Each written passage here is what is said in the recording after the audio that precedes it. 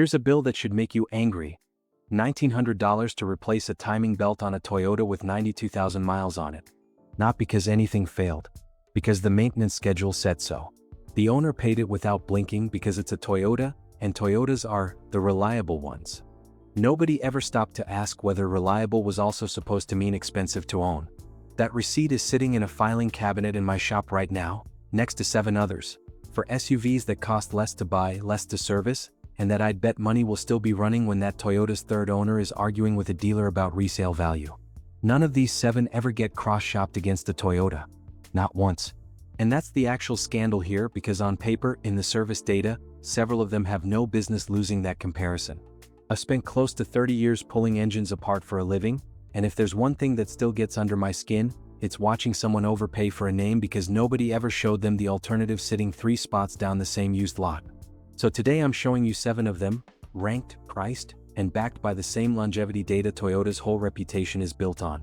Number 1 is currently outscoring brand new SUVs costing 3 times as much in owner satisfaction surveys, and I'd put money on you never having cross-shopped it either. Name's Mike Sullivan. 58, and most of that time has gone into an independent shop outside Columbus.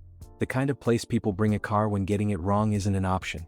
This channel doesn't run manufacturer ads, doesn't take review loaners, and nobody's put a thumb on this list. If that sounds like the kind of channel worth having around, the subscribe button does the job. It's free, and it means you catch the next one of these before you're the one standing at a dealership getting talked into something you didn't need. And while we're here, drop your SUV's current mileage in the comments as we go. I read every one of them, and I'm always curious how many of you are already sitting on one of these 7 without even realizing it. Here's the frame for the whole video so it sticks. It isn't which SUV is most reliable. It's which SUV gives you Toyota-level odds of a long life, without the Toyota-level bill. 2 very different questions. Most car channels only ever bother answering the first one. Quick word on where this comes from, because I'd rather you check my work than just trust my voice. The longevity figures are pulled straight from iSeeCar's 2025 study, almost 400 million vehicles analyzed for their odds of reaching 250,000 miles. Owner satisfaction and fault rate numbers are cross-checked against Consumer Reports and J.D. Power. Pricing reflects current used market averages. And anything mechanical, what actually fails, what doesn't, comes straight off real service tickets, not a spec sheet. One thing I won't dodge, on the raw 250,000-mile leaderboard, Toyota genuinely dominates. Sequoia, 4Runner, Highlander Hybrid, Tundra, 4 of the top spots. That's not spin, that's the data.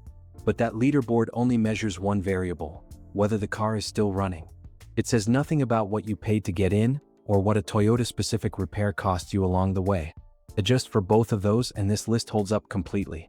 That's what the next 10 minutes are for. Number 7. The Suzuki Grand Vitara, 2006 to 2013. Suzuki doesn't even sell new cars in the United States anymore, and that single fact is why nobody wants a used one. No showroom, no manufacturer marketing, no resale confidence. Dealers see Suzuki on a trade-in sheet and knock the offer down on instinct alone. Here's what that instinct misses. The Grand Vitara from this era runs a naturally aspirated 2.7-liter V6 or a 2-liter 4-cylinder. Both with a timing chain, not a belt, which means no scheduled $900 belt and water pump job waiting for you at 100,000 miles like it is on half the competition from that decade. The drivetrain was co-engineered with General Motors, so parts commonality is better than owners expect, and the body-on-frame construction on early models means the chassis isn't the thing that gives out first. It's usually just cosmetic rust. You can find clean examples for under $4,000 right now. The catch: the automatic transmission on high-mileage examples needs a fluid service every 30,000 miles without exception, or it will start slipping, and once it slips, it's a $2,500 repair instead of a $150 one. Verdict: cheapest entry point on this list, and the drivetrain has no business being this durable for the price. Just don't skip that transmission service. Number 6. The Honda Element, 2003 to 2011. This is the SUV people made fun of. The boxy shape, the plastic side panels, the who asked for this design language. Resale value tanked early because nobody wanted to be seen in one, and that stigma is still dragging prices down 15 years later. Under that unfortunate body is Honda's K24 engine, the same 2.4-liter block that powered the Accord and CR-V of the same generation. An engine with a documented reputation for casually crossing 250,000 miles on nothing but oil changes and a timing chain that was built to outlast the car around it. IC Cars has flagged Honda's K-Series engines specifically as some of the longest-lasting four-cylinders ever mass-produced in America. The interior was built like a garage: washable rubber flooring, removable rear seats, a tailgate designed to survive being used as a bench for 2 decades.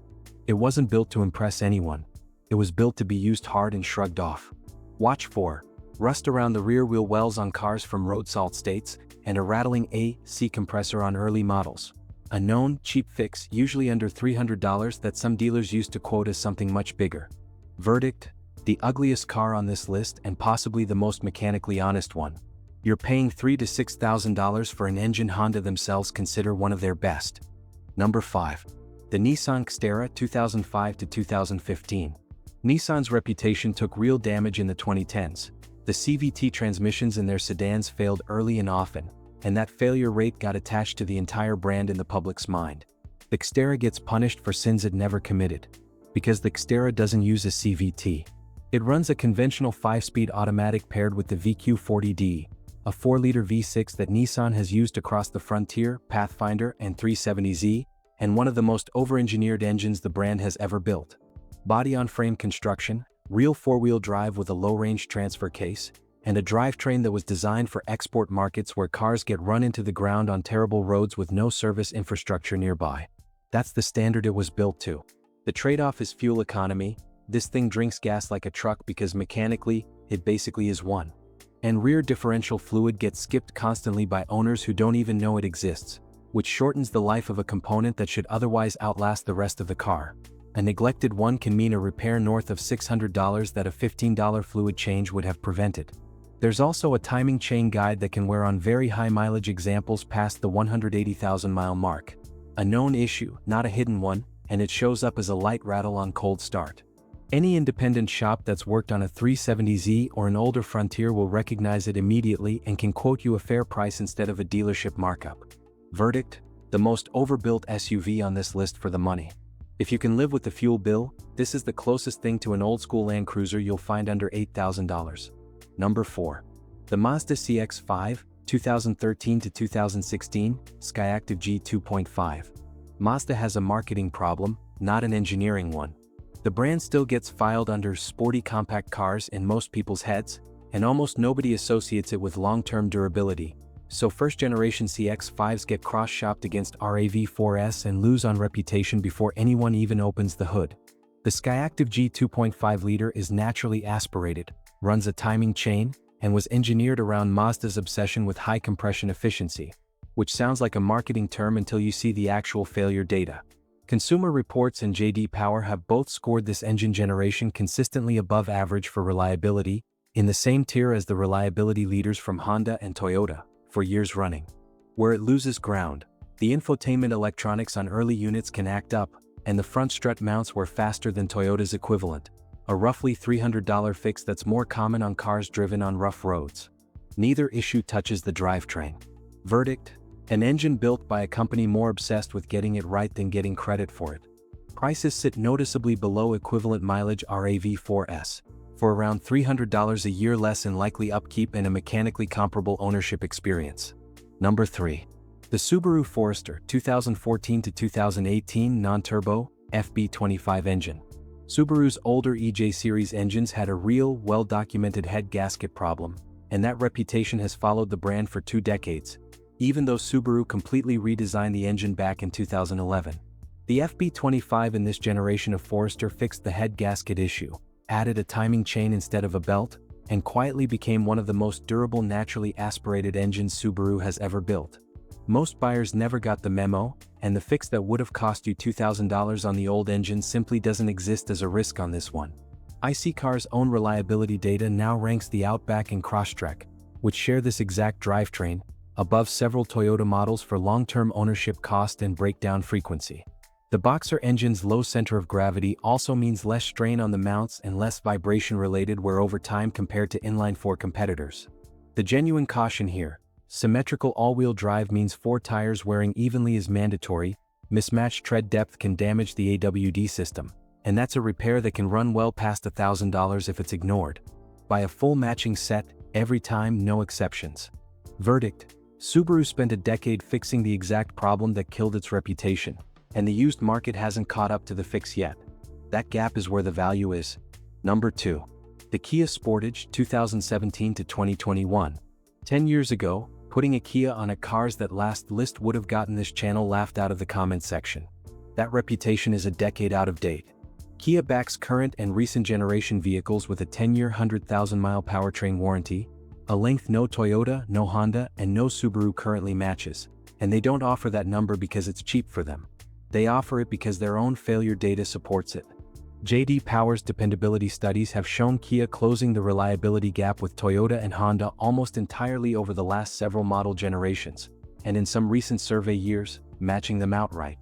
The Sportage's 2.4-liter naturally aspirated engine has none of the turbo-related carbon buildup issues that plague some of its European competitors, and parts costs run noticeably below Toyota equivalents. A routine brake job here typically comes in $100 to $150 cheaper than the same job on a RAV4, because Kia's dealer network competes harder on service pricing. The remaining warranty on used examples is the real hidden value here. Buy one at 4 or 5 years old and you can still be covered for another 5, which on its own is worth more than most extended warranties you'd pay extra for on a Toyota. Verdict: the brand everyone still underrates on reputation alone, backed by a warranty length that should tell you everything about how confident the manufacturer actually is. Number 1. The Honda CR-V 2007 to 2011, 3rd generation, K24 engine. Number 1. The Honda CR-V 2007 to 2011, 3rd generation, K24 engine. This is the car from the top of the video, the one currently outscoring brand new crossovers 3 times its price in owner reliability surveys, and one most people under 40 have never seriously considered. This generation of CR-V runs the same K24 4-cylinder as the Element and Accord of the same era. A timing chain engine with a documented track record of surpassing 300,000 miles on stock internals, oil changes, and nothing else. No turbo to fail. No dual clutch transmission to grenade itself. Just a conventional automatic and an engine block that Honda's own reliability engineers have called one of the most overbuilt 4-cylinders the company has produced. The doors on this generation open almost a full 90 degrees, a small detail that matters more than it sounds, because it means less strain on the hinges over a decade of daily use, and it's part of why interior components on high-mileage examples still function like new. Rear differential fluid on all-wheel drive versions gets skipped constantly, exactly like the Xterra. Check for service records before you buy, because a neglected differential is the single most common expensive failure on this generation, and it's a repair that can run past $800 for something a routine fluid change would have prevented entirely.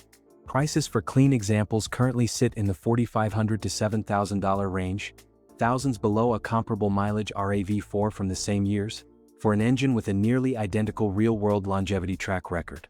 Independent shops that see both cars come through every week will tell you the same thing off the record. The K24 in this CR-V and the 2AZFE 4-cylinder in the equivalent era RAV4 fail at roughly the same rate, for roughly the same reasons: neglect, not design. The difference is entirely in what the badge on the back does to the price tag on the front. Verdict: the most complete case on this entire list. Cheaper than the Toyota. Comparable engine longevity to the Toyota. And almost nobody's bidding against you for it. If you've made it this far and one of these already changed how you're thinking about your next used car, that's genuinely the only reason this channel keeps going. A tap on the like button is what puts this in front of the next person about to overpay for a badge instead of an engine.